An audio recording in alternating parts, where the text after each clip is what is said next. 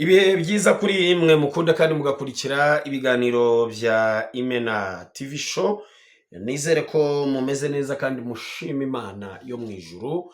Wowe utameze neza nonaha reka nkubwire ngo mu ijuru haracyari Imana ishobora byose. Wowe uyu munsi urwaye, ubona nta nzira, wowe ufite ibibazo bitandukanye, reka nkubwire ngo Imana igushoboze kandi gusohore muri iyo situation ikomeye urimo.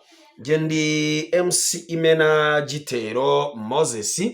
Uramutse ukeneye MC mwiza mu birori byawe bigiye bitandukanye, hamagara kuri 0782 3399061 ubashe kubona MC mwiza. Sonorisation Imena Catering, Imena Protocol and Service n'ibindi bigiye bitandukanye. Reka nkubwire ko niba wumva ufite amavunane, wumva utameze neza mu mubiri wawe, nta handi nakurangira uretse muri New York Sauna and Massage Center, aho ni ruguru yo kuntaraga ku Kimisagara.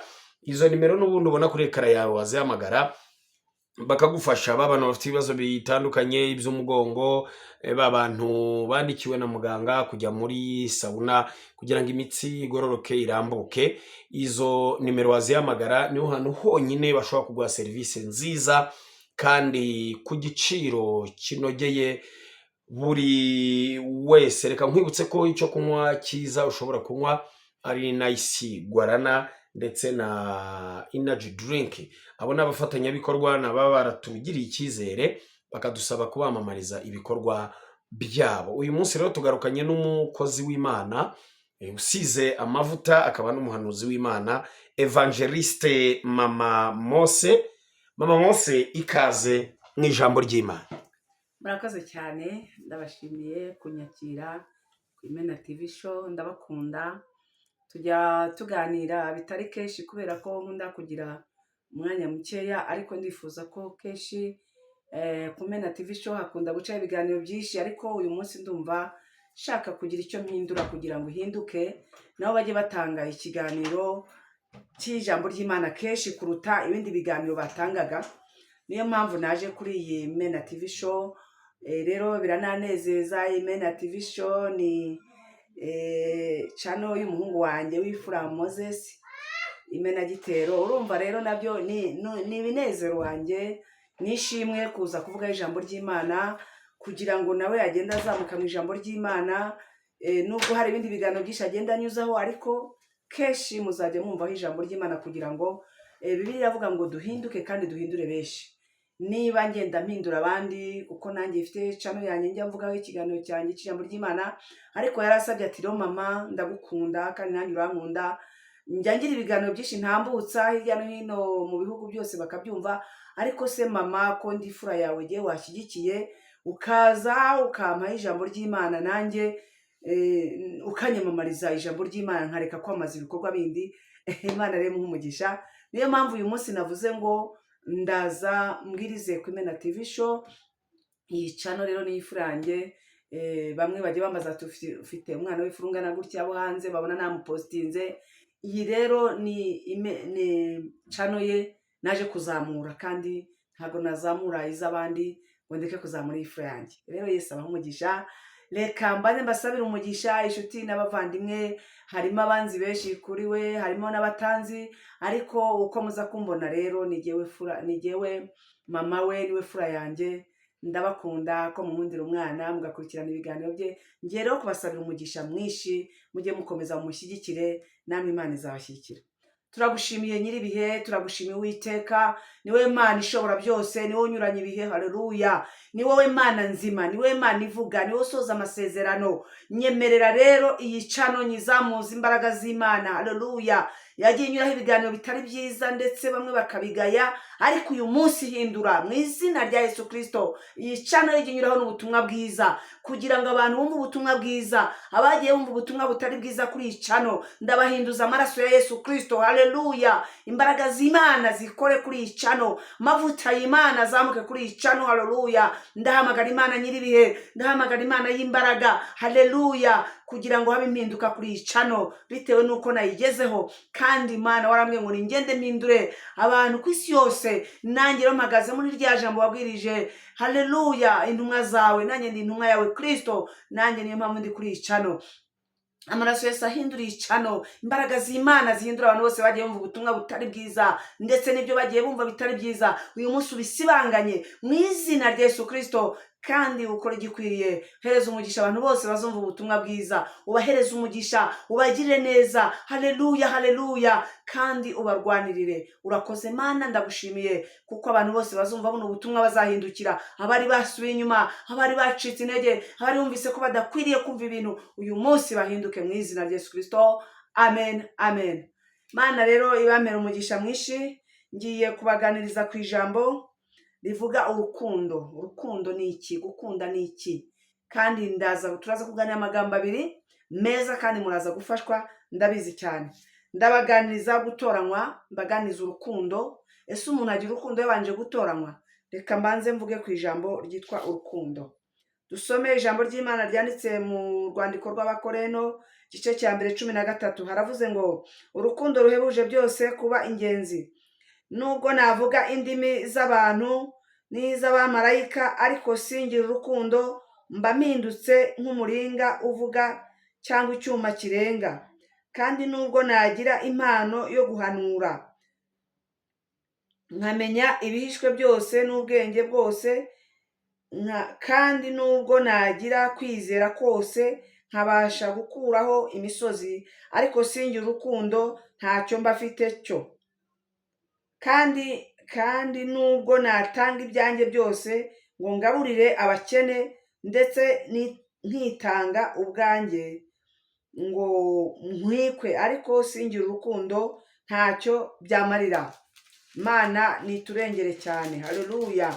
Mana tujye neza. Urukundo, nimwumva urukundo. Urukundo rurihangana, haleluya, rukagira neza, haleluya. Urukundo ntirugira ishyari, haleluya. Urukundo ntirwirarira, Imana ishimwe, ntirwihimbaza, ntirukora ibiteye isoni, Imana itugire neza, ntirushaka ibyarwo, ntiruhutiraho, Imana iturengere, ntirutekereza ikibi ku muntu, ku bantu, Imana itugire neza, ntirwishimira gukiranirwa kw'abandi, haleluya, ahubwo rwishimira ukuri.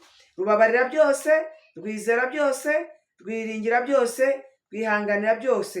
Urukundo ntabwo ruzashira, guhanura kuzarangizwa, no kuvuga izindi ndimi kuzarangira iherezo, ubwenge nabwo buzakurwaho, kuko tumenyaho igice, kandi duhanuraho igice, ariko ubw'igishyitse rwose ikizasohora, bya bindi bidashyitse bizakurwaho.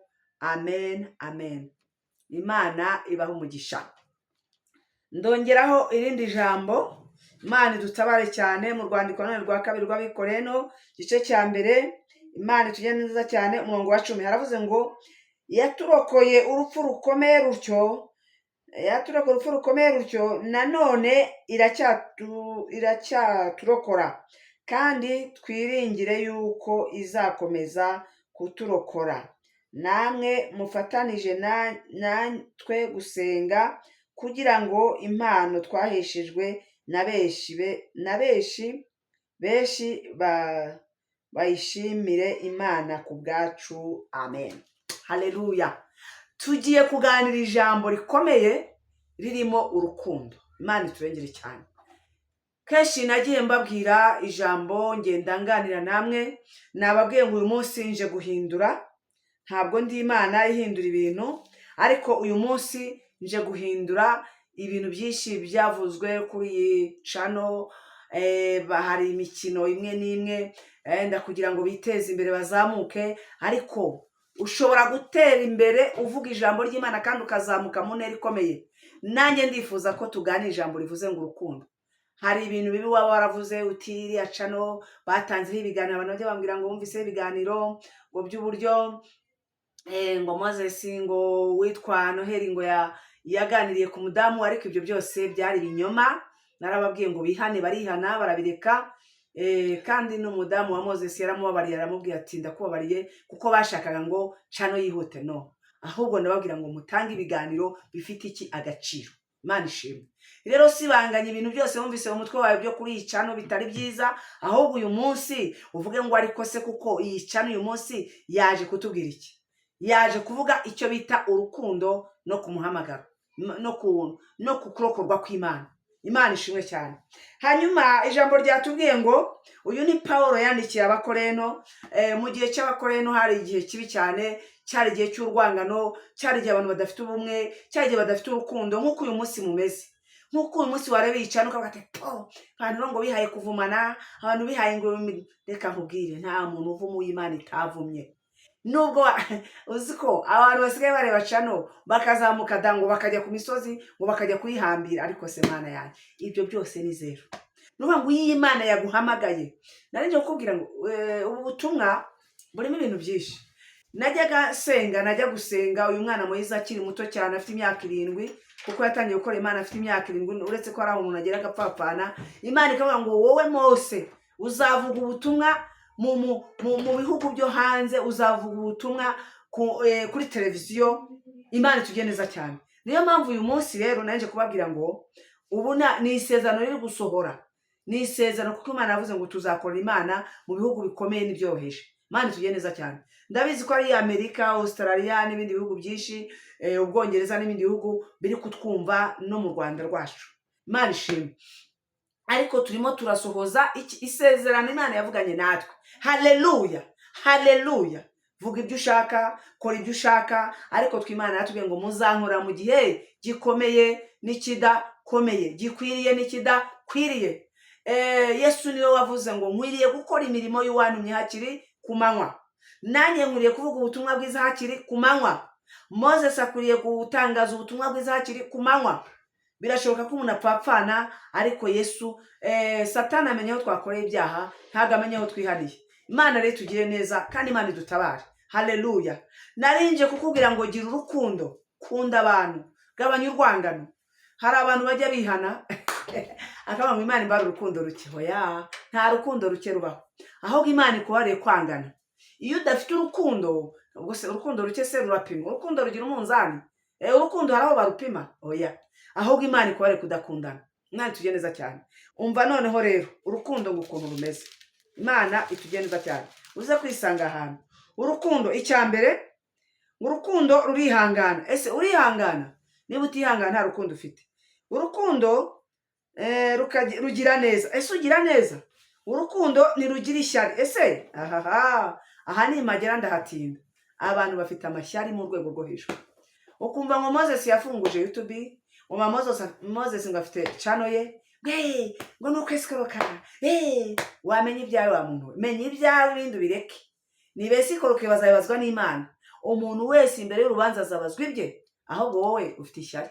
Imana ikubarire ishyari kwa Jinara Yesu. Urukundo ntirwirarira, ntimukajye mwirarira. Ntirwihimbaza, ntimwikihimbaze. Ntirukora ibiteye isoni, ibyo byo nibyo byeze. Imana ibabarire. Ntirushaka ibyarwo, ntiruhutiraho, ntirutekereza ikibi ku bantu. Ibyo nibyo bibabayeho abantu benshi. Ntukajye utekereza ikibi ku muntu wawe. Imana iturengere cyane, ahubwo rwishimira ukuri. Rubabarira byose, rwizera byose, rwishimira byose, rwihanganira byose. Urukundo ntabwo ruzashira, guhanura bizarangira, no kuvuga izindi ndimi bizashira, ariko ntabwo urukundo ruzashira. Narinje kugutangariza itangazo ryo muri iki gicamunsi rivuze ngo shaka urukundo.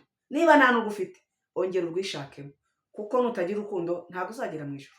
Hari ibintu nababwiye 3 bizageza umuntu mu ijuru. Icyambere ni urukundo, icya kabiri kwihangana, icya gatatu ni ukubabarira. Niba ntabyo, bye bye, ndagusezeye. Ariko uyu munsi uracyafite amahirwe ya kabiri. Niba ntabyo ufite, ngwino hano Uwiteka kubabarira. Imana iturengere. Hari indi jambo narisomye mu rwandiko rwa 2 rw'Abikoreno, igice cya mbere umurongo wa 10, haravuze ngo yaturokoye urupfu rukomeye rutyo, nanone iracyaturokora, kandi twiringiye yuko izakomeza kuturokora. Amen. Imana idufashe.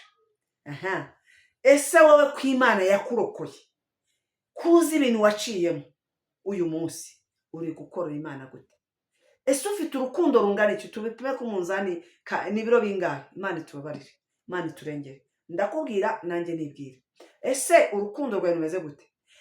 Paulo aravuga ngo aravuga mu bikore ngo iyaturokoye. Hano abakorani bari bafite urugamba rukomeye, harimo abasambanyi, harimo abicanyi nkuko nawe umeze, harimo abanyamagambo. Imana itugiye neza, ariko Paulo ngo atumwa mu bikorene. Uyu munsi si Paulo, ni mama Moses. Haleluya, ni evangeliste mama Moses. Ubyemere ntubyemere, nakuzaniye ubutumwa buvuga ngo Imana yarakurokoye urupfu rukomeye. Anye ndabyibuka Uwiteka akira icyubahiro. Nanjye yarandokoye 9-4 natanze ubutumwa murabuzi. Yarandokoye hejuru y'Nyabarongo bagiye kunjugunyamo, mfite inda y'amezi 3 bagiye kunjugunyamo. Imana itugiye neza cyane. Uwiteka arandokora anyambutsa Nyabarongo. Ubwo nakwibagirwa kuyikorera ngo nuko nguri kumvuga uramvuga ibikize? Icyo ndeba nuko yandokoye. Haleluya. Igituma abantu batari gukorera Imana ari smart nuko batekereza iby'abantu. Oya, genda hagaze ndi imbere. Muri ngiye yavuze ngo nimuze turebe imbere dutegereze igitondo. Haleluya. Ngo twiringire Imana yacu nizakora imirimo. Imana ishimwe. Ngewe ndavuga Imana neza uko yampamagaye. Niba Imana yarandokoye ngomba kugira urukundo. Nukuri jewe ukurikiranye mfite urukundo. Nawe gira urukundo nshuti yanjye. Warubuze urukundo, warutangiye kumva rwaracogoye, ariko uyu munsi ndagushishikariza kugira ngo ugire urukundo. Ndimo ndagana ku musozo. Ese wowe uyu munsi urukundo ntirwaba rwaracogoye? Moses nibwo yambwiye ati mama, ndabona nanjye naragiye mu ntege nkeya, ariko uyu munsi ndashaka kugira ngo nongere ngire urukundo rw'Imana, subire mu nzu y'Imana rwose. Abantu bagiye bambona kuri icano yanjye bakabona narapfapfanye, ndashaka yuko uyu munsi babona kandi bizagaragara mu bikorwa. Nibyo rwose. Rero Imana igumugisha nawe Moses kuba watekereje gutya kunzana kuri icano kugira ngo nawe no mu basengera nawe ndagusengera nawe uhabwe umugisha n'Uwiteka. Ndashoje rero, ariko ndagira ngo soze sengera abantu, sengera abanyantege babuze urukundo, abantu bafite uburyarya n'ubucakura n'ubugome, abantu bafite ubugome. Giye kubasengera Imana. Musigaye musangira, ariko avuga ati yaba yarasohotse nkamushyiriramo sipamo. Yego, niyo mpamvu rero ngomba kubigendamo neza. Reka dusenga Imana. Nawe cira bugufi Imana kuri icano yawe. Imana ibone ko waciye bugufi, nawe Imana iraguhereza umugisha.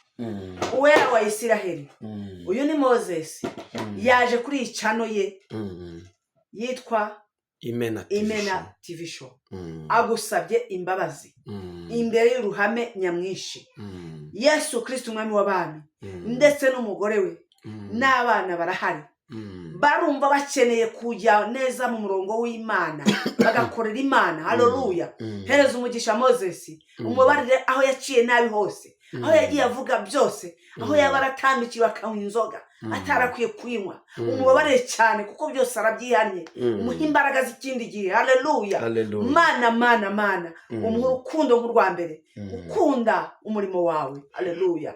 Ukimara kubabarira urugo rwabo, ubabarire n'abera bose inshuti z'umusaraba, kuko Bibiliya iravuga ngo duhere mu miryango yacu. Nanjye nahereye mu muryango wanjye mu izina rya Yesu Kristo.